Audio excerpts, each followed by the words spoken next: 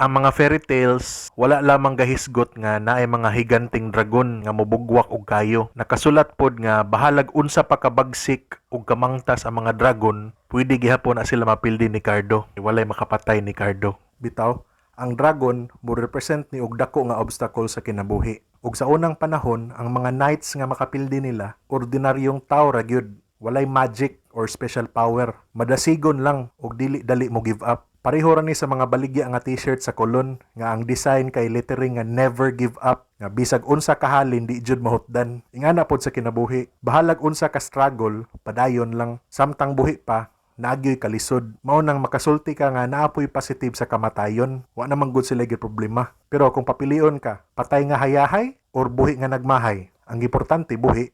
Check the mic and make sure it sound right, boys.